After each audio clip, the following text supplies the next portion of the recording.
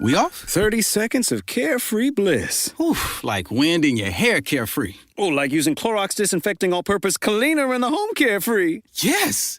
Like dog slobbing on the coffee table and cleaning it with Clorox Carefree. He's on a roll now. Spit toothpaste on the faucet. You got it. You got it. Peanut butter on the light switch. Oh, spritz, spritz. Spritz, spritz. Clorox, man. Clean feels good. Okay, we're back. Use as directed. Build a routine with Ollie that supports your wellness needs, like getting your daily vitamins and minerals with Ollie's multi-gummies, or keeping your mood upbeat with all the vitamin D in Hello Happy. Give your gut health some support with probiotics, and wake up feeling refreshed after taking Ollie Sleep. Do wellness on your terms. Find Ollie at a Walmart or Target near you or at ollie.com. These statements have not been evaluated by the Food and Drug Administration. This product is not intended to diagnose, treat, cure, or prevent any disease. This episode is brought to you by Progressive Insurance. Fiscally responsible, financial geniuses, monetary magicians. These are things people say about drivers who switch their car insurance to Progressive and save hundreds. Visit Progressive.com to see if you could save.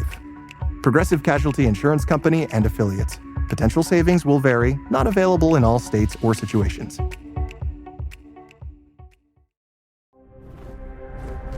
EVO. This series contains adult language and depictions of graphic violence. Listener discretion is advised.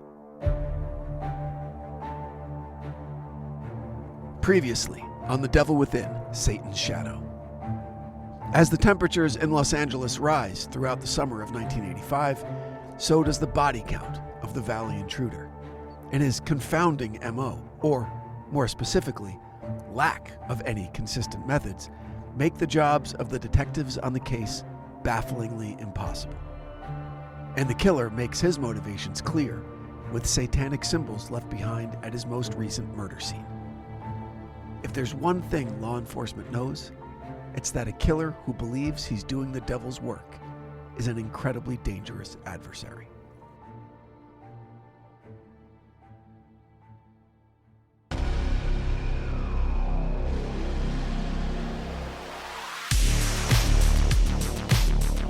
The decade of the 1980s is, in a general sense, looked upon by historians as one of excess.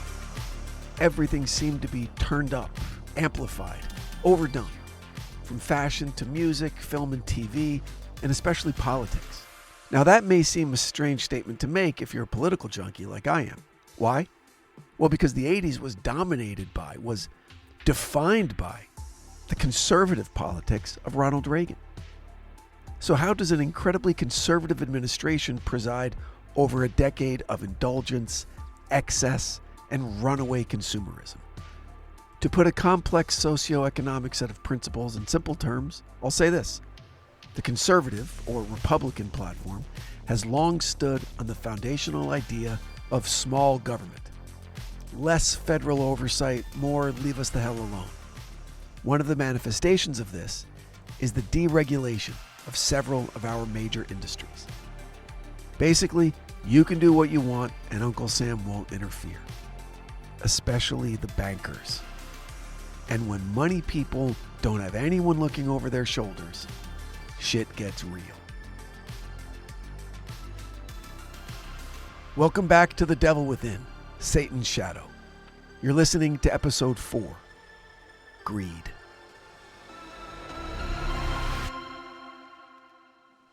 The point is, ladies and gentlemen, that greed, for lack of a better word, is good.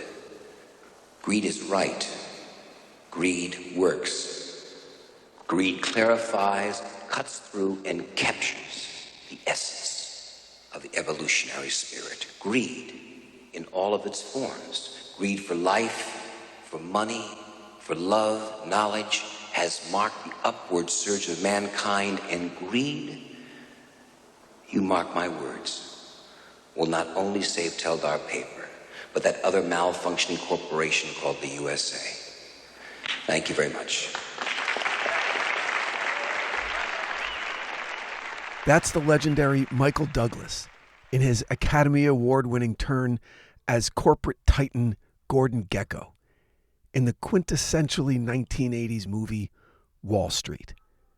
And those three words, greed is good, basically sums up the entire ethos of 1980s corporate America.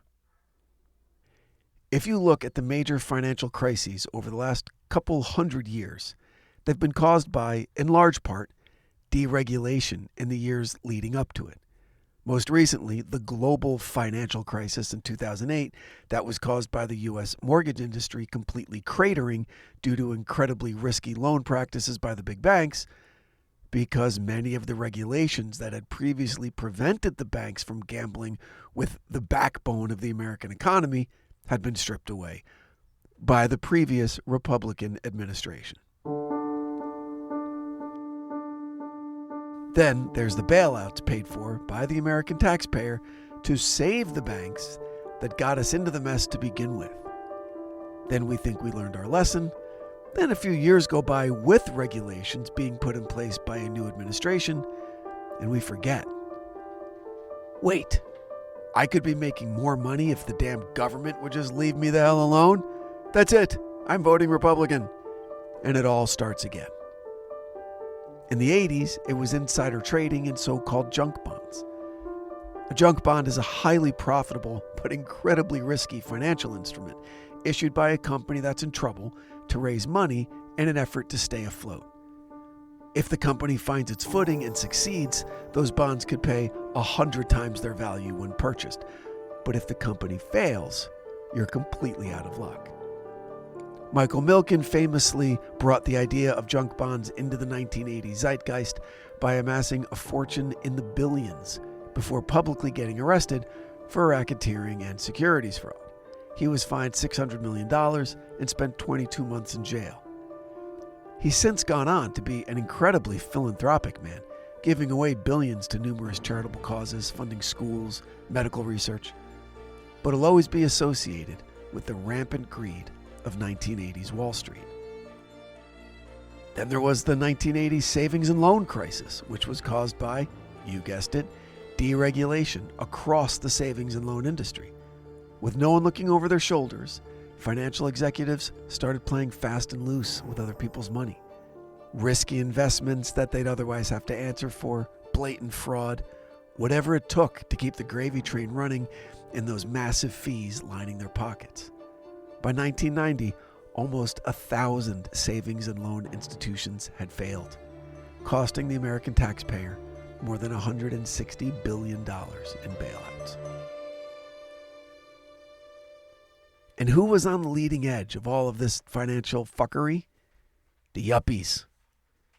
What's a yuppie? A young urban professional.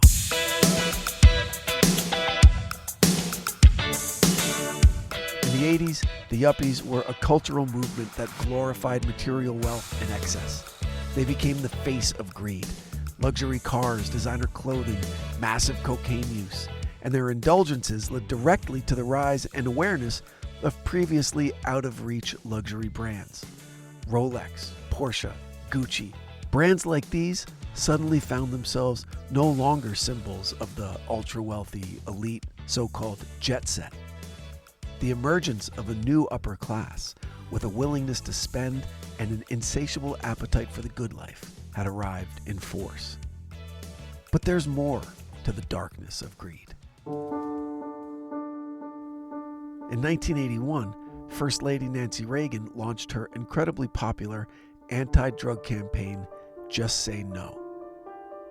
Why would this be the signature cause? The Reagan administration was enjoying high poll numbers. It was, to quote the president, morning in America. And Reagan was also the first to claim that he would, quote, make America great again. So why did the First Lady choose the nationwide drug epidemic as her signature cause? Well, because there was, a nationwide drug epidemic. Just Say No was, as you can imagine, eventually determined to be incredibly reductive and not the one-size-fits-all catchphrase it was intended to be. It led to the belief that abstaining from or stopping drug use was as easy as saying no. If you were unsuccessful in that, it must mean some type of moral failing or flaw in your character. You were deemed a bad person. There were mass incarcerations in the 1980s for drug offenders. Rehab and counseling were offered in fewer than 5% of cases nationwide.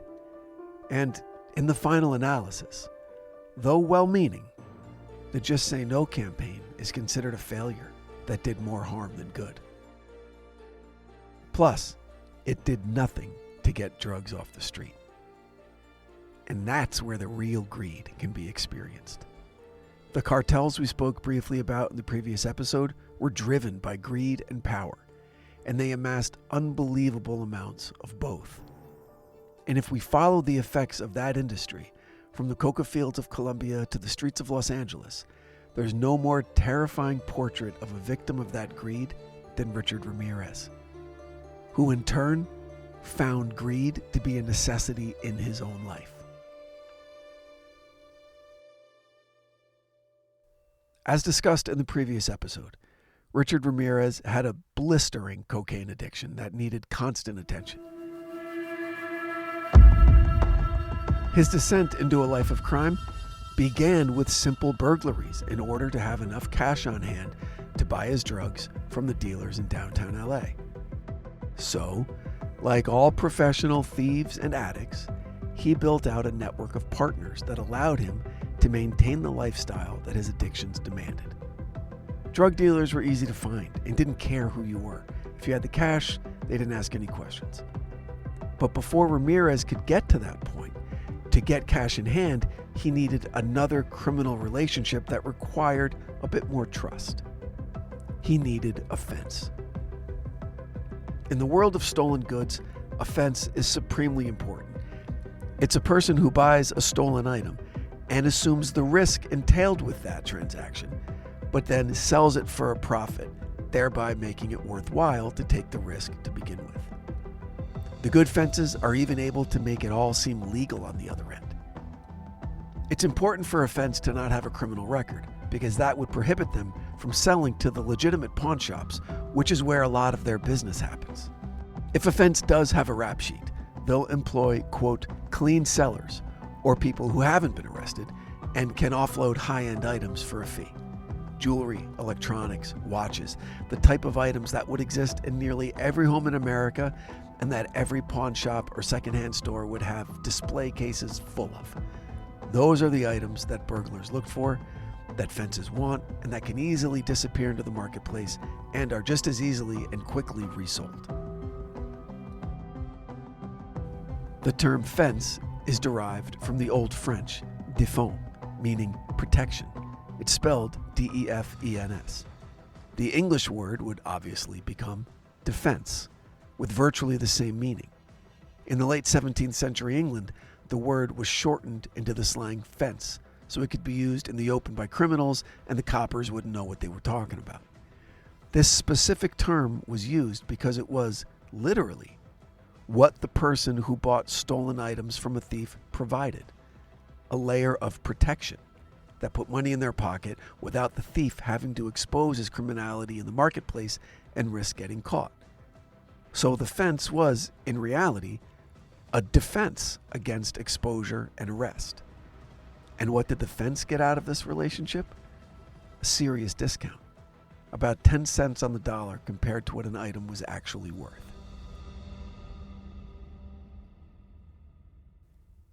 And so the cycle of greed was set. Ramirez would burglarize homes, the fence would pay him pennies on the dollar, the items would be sold for about half their worth to pawn shops and secondhand stores, who would then sell them to you for a 10 or 15% markup. Then Ramirez would take all that hard-earned money and find a coke dealer that would sell him incredibly overpriced Colombian cocaine that had probably been cut with inferior additives that would turn 1 kilo of pure cocaine into 3 kilos that still got you just high enough. But it was a dirty high. The cartel bosses had their mansions and private jets, the dealers had their fancy cars and gold jewelry, and Ramirez had a few grams of reprocessed street cocaine mixed with gasoline that cost him $300. And a few days later, he had to do it all again. And the fences that made it possible for Ramirez were 2 men, Armando Rodriguez and Filippi Solano.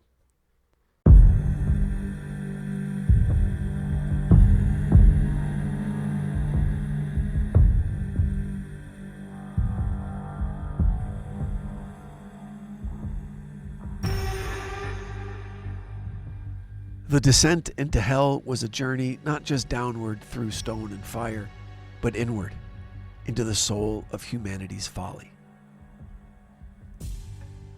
As Dante and Virgil pressed forward, the air thickened with an oppressive heat, an atmosphere choked with the weight of endless suffering. The road behind them had already exposed them to torments unimaginable, yet Virgil's presence remained a steadying force, a beacon in the unrelenting darkness. Now the time had come to witness the fate of those who squandered or hoarded the riches of the world, their misguided pursuits landing them in the fourth circle of hell.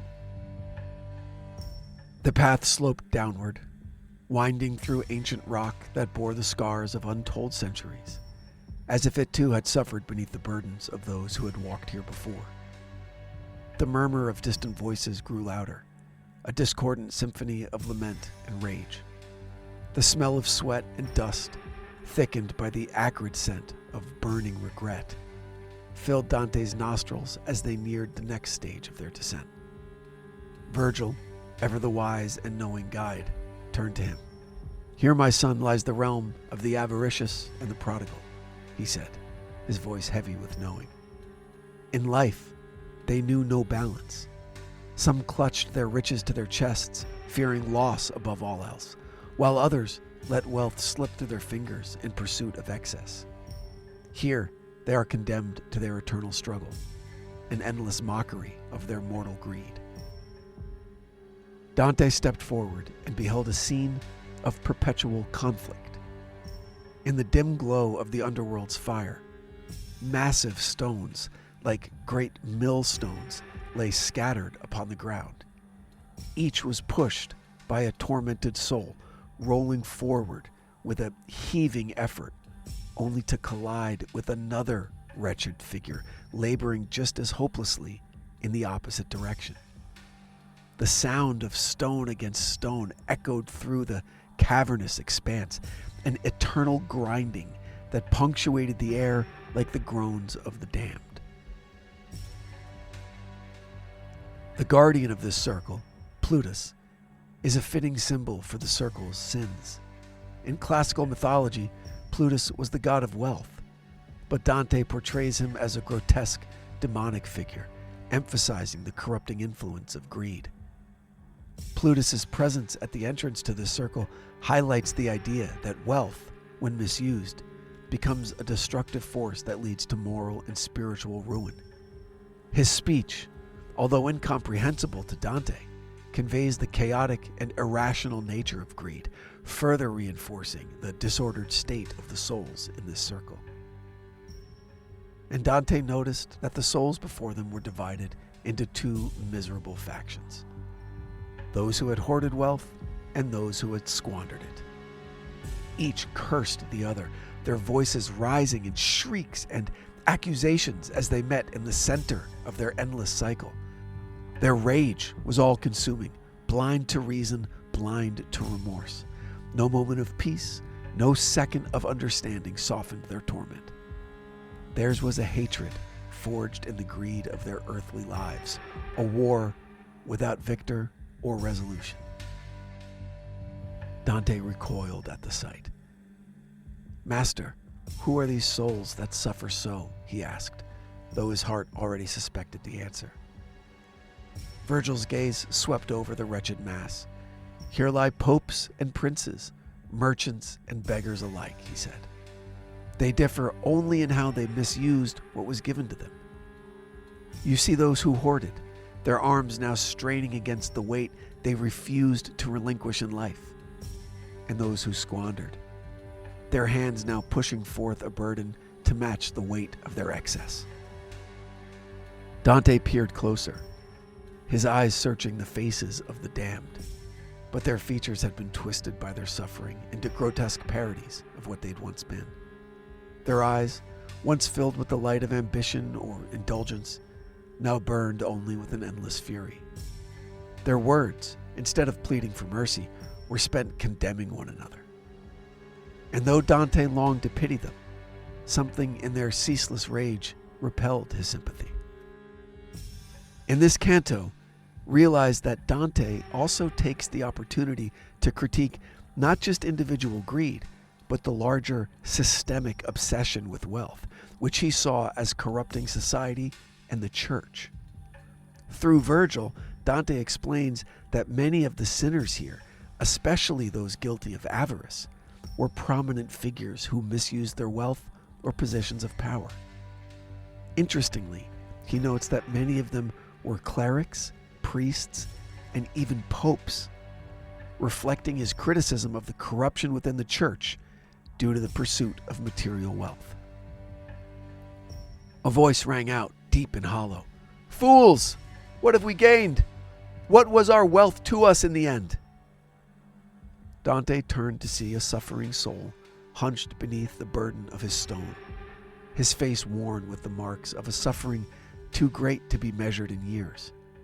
His hands were raw from ceaseless labor, his shoulders hunched, as if bearing not just the weight of the stone, but the weight of his own regret. And yet, even as he cried out, his feet did not slow, his arms did not falter. He pushed his burden forward, only to collide with another soul and be forced back into the endless cycle. Virgil, his expression impassive, watched the scene unfold. They do not change, my son. They do not learn. Their suffering is not one of remorse, but of endless repetition. In life, they placed their faith in gold instead of wisdom, in excess instead of temperance. They do not seek redemption, for they do not know how. Dante felt a chill despite the oppressive heat of the underworld. The lesson was clear. There was no escape for these souls. Their punishment was not one of fire or blade, but of futility. They had become the sum of their actions, trapped in a cycle of greed and resentment that no force, divine or mortal, could break. He turned to Virgil, his voice hushed. "Is there no one among them who has found even a moment of clarity?" Virgil regarded him for a long moment before shaking his head. "Not here," he said simply. "Come, we must move on." As they continued their descent, the echoes of the fourth circle followed them. The grinding of stones and the howls of the damned fading, but never truly disappearing. The weight of what Dante had witnessed settled deep within him, heavier than any stone, for he understood now. True damnation was not just suffering, but the absence of growth, the loss of any hope for change. And as they journeyed ever downward, he knew that the horrors awaiting them would only grow darker still.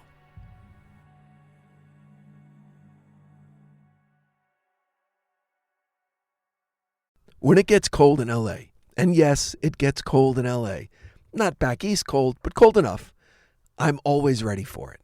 My warm house slippers, my favorite sweatpants, and a cashmere sweater from Quince. Now, before you start thinking I'm some bougie guy chasing fashion, remember, I'm a minimum wage kid from Jersey who lived more than 40 years thinking that cashmere was the uniform of the wealthy. But then I found Quince. And being totally honest here, yes, this is an ad, but I was a Quince customer long before they were gracious enough to sponsor The Devil Within. Gone, long gone are the days of spending $300 or $400 on a great cashmere sweater. Quince's iconic Mongolian cashmere sweaters start at $50. I have 3 of them, along with a full zip cashmere cardigan. And I don't keep it a secret. I tell anyone who asks me to, at the very least, check out their website because they offer so much more than just cashmere sweaters. And you'll find out that all their stuff is priced 50 to 80% less than similar brands. It's affordable, accessible luxury that won't even come close to breaking the bank. My full zip cashmere cardigan is my winter daily go-to. And so far, I've worn a Quince cashmere crew neck to every holiday party I've attended this season. Cashmere is no longer reserved for the rich folks. Luxuriate in coziness without the luxury price tag. Go to quince.com/devilwithin for 365-day returns plus free shipping on your order. That's QUINCE.com/devilwithin to get free shipping and 365-day returns. Quince.com/devilwithin. This episode is brought to you by MeUndies. Underwear drawers are like the Wild West. You never know what you're going to pull out or what shape it's in. So upgrade your collection with the buttery soft comfort of MeUndies. MeUndies' signature fabric is as soft as a warm hug from your favorite sweater. Plus, it's breathable and oh so comfy, making it ideal for all-day wear. Get 20% off your first order, plus free shipping at MeUndies.com/Spotify with code SPOTIFY. That's MeUndies.com/Spotify, code SPOTIFY. This episode is brought to you by LifeLock. During tax season, your personal info travels to a lot of places. Between payroll, your tax consultant, and the IRS. If your W-2 gets exposed, that's just the ticket for identity thieves. That's why LifeLock monitors millions of data points every second. If your identity is stolen, they'll fix it guaranteed or your money back. Don't let identity thieves take you for a ride. Save up to 40% your first year. Visit LifeLock.com/podcast. Terms apply. Despite the abject suffering of Mabel Bell and her sister Florence Lang and the sheer brutality and inhumanity of the attack that we covered in the last episode, it wasn't enough. Apparently, the valuables these elderly sisters kept in the house were few and didn't serve the needs of a hungry addict like Ramirez, because the very next day, May 30th, 1985, he was back at it. And something to remember.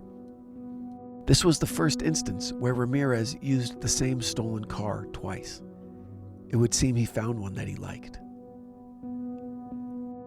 He made the drive along the 5 freeway north out of downtown for about 10 miles into the San Fernando Valley before transferring to the 134 freeway west. Along the way, he would pass Dodger Stadium and the LA Zoo, but he wasn't sightseeing. He was desperate. And in all likelihood, his high was wearing off. That conclusion, that Ramirez was verging on sobriety and clear-headedness, is more than a hunch, more than just a consideration of the timing of events. It was his actions at his next stop that tell a weirdly different tale, different in many ways, yet dastardly similar as well.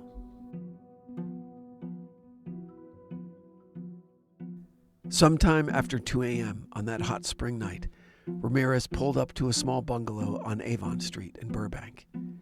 Even at this late hour, the bright lights from the sound stages at nearby Warner Brothers studios lit up much of the quiet neighborhood. And if you were wondering, yes, the house was a block from the Alameda Street exit of the 134 freeway. The house isn't blue today, but chances are it was back in 1985. Sleeping peacefully inside the house were 42-year-old single mother of two, Carol Kyle, and her 11-year-old son. She had a daughter in her late teens that worked an overnight shift at a hotel. Ramirez gained entry through the kitchen by reaching his arm through the doggy door and unlocking the main door. He then silently crept through the house. This was the part that concerned him and enthralled him. What would he find? What riches awaited him? What adversaries? And what conquests? Carol Kyle awoke with a start into what she quickly realized was a waking nightmare. She didn't hear the stranger enter her home, didn't wake up when he entered her bedroom. Not even when he slowly climbed onto the bed and straddled her, gently pinning her arms to her sides with his knees. She didn't wake up until he was mere inches from her face and shined his flashlight into her sleeping eyes. She awoke disoriented and blinded by the bright white light, and when she gasped in shock, her lungs were filled with the putrid breath of a murderer.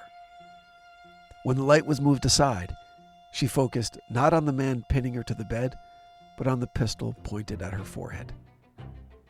The beast that was on top of her hissed in her ear, Get up. Don't make any noise. Carol did as she was told and slowly got up from the bed. The intruder then ordered her into the living room. On the way, through her fear, Carol was able to whisper, "My son. Please don't hurt my son." The only good news for Carol Kyle that night was that Ramirez saw her 11-year-old son as neither a threat nor an object of desire. But also, he couldn't have the kid running off and calling the cops. Ramirez forced Carol into her son's bedroom and woke him up. Then he left them alone for a few moments while he violently ransacked the hall closet. He wasn't looking for valuables yet. He was just making room for the closet to become a temporary prison. Ramirez went back to the bedroom, handcuffed mother and son together, and forced them into that hall closet. One of Ramirez's fences had told him that gold jewelry and VCRs were easy sells and he could pay top dollar. So naturally, that's what Ramirez demanded of Carol Kyle, plus whatever cash she had in the house.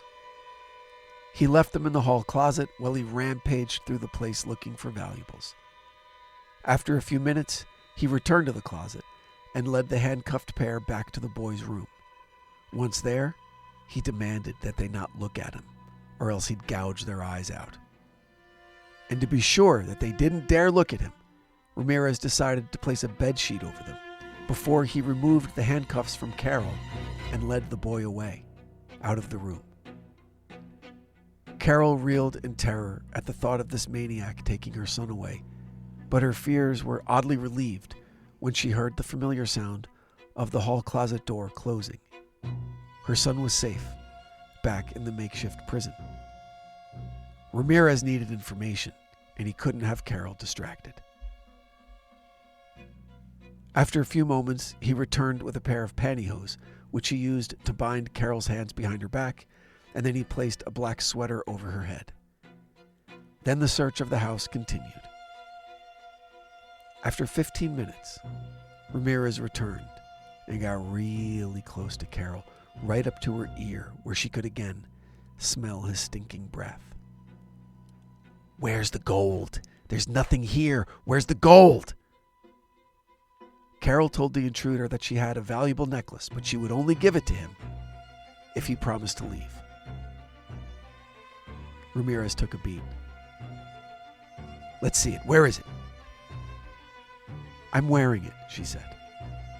Carol sat up, and Ramirez unclasped the necklace, barely looked at it, and stuffed it in his pocket. Then he demanded, "What else?" Carol told him there was a small jewelry box in the back of the top drawer of her bedside table. There wasn't much in it, but what was there was real gold. Would he please just take it and leave? Ramirez again hissed at her. "No sudden moves or I'll kill you. I'm a murderer already." Ramirez left to retrieve the jewelry box, and Carol could only hope that he would be satisfied with what he had and leave. No luck. He returned with an altogether different look in his eye. There were no words now, no threats, no demands. The beast took over. Ramirez ripped open Carol's nightgown, removed his jacket and pants, and proceeded to rape her repeatedly.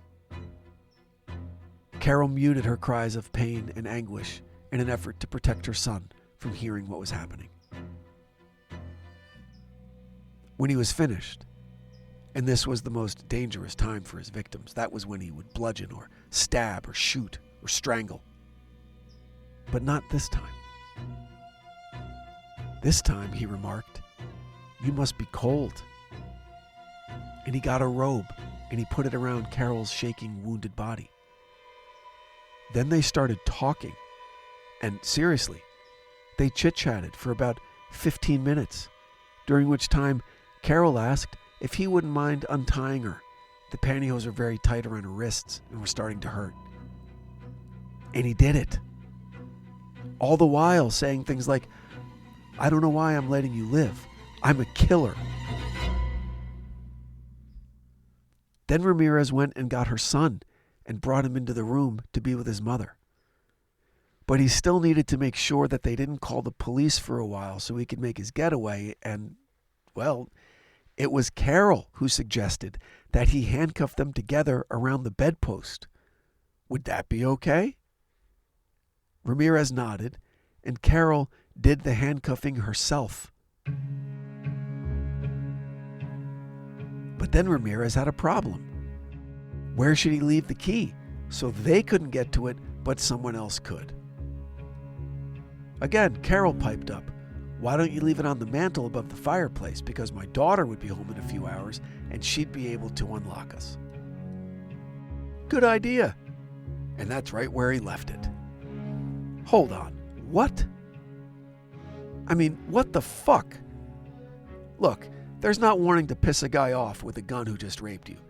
And then there's the sheer stupidity of letting a guy with a gun who just raped you know that your young daughter will be home in a little while. I'm sorry if it seems like I'm adopting a snarky tone over a very serious assault. But doesn't it seem like they became friends? And he's like, "Hey, where should I leave the key, Carol?" And she's all, "Just leave it by the door." Very strange given the history of Ramirez. The very, very recent history of Ramirez. Like barely 24 hours earlier, he was raping and bludgeoning old ladies with a hammer. And now he's trying to be a considerate house guest? Then, on his way out, some confusion. He asked Carol, "This is Glendale, right?" She told him no. He was in Burbank. He thought for a second, then, Right, okay. How do I get to the freeway?" She pointed south, right around the corner. On his way out, Ramirez ripped the phone line out of the wall and smashed the phone to pieces. Then he was gone.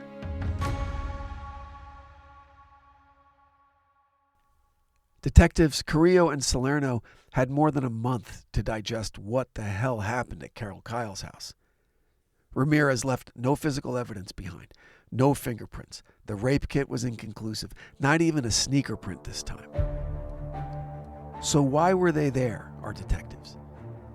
The attack fit the same general MO of what was still known as the Valley Intruder incidents, and Carol gave a description that had many similarities to earlier descriptions from other victims, and the pistol she described being pointed in her direction for much of the evening, while not a professional opinion coming from Carol Kyle, was still consistent with a small caliber handgun like a .22 that the Valley Intruder had used on several victims up to that point. Also, the brutality of the sexual assault was consistent with earlier attacks. But why let her live when he was already a multiple murderer, a serial killer? It was another confounding development that would test Carrillo's theory that this was all done by one guy to the breaking point. Next time on The Devil Within, Satan's Shadow, we explore the making of a serial killer. How did the early years of Richard Ramirez's life shape his outlook, his moral compass, and his penchant for violence? Who were his influences, and how big of an effect did they have? Plus, a look at the early years of Dante himself, and a deep dive into the Fifth Circle. That's next week on The Devil Within, Satan's Shadow. The Devil Within is an EVO production, recorded live at Bel Air Studios in Los Angeles, California.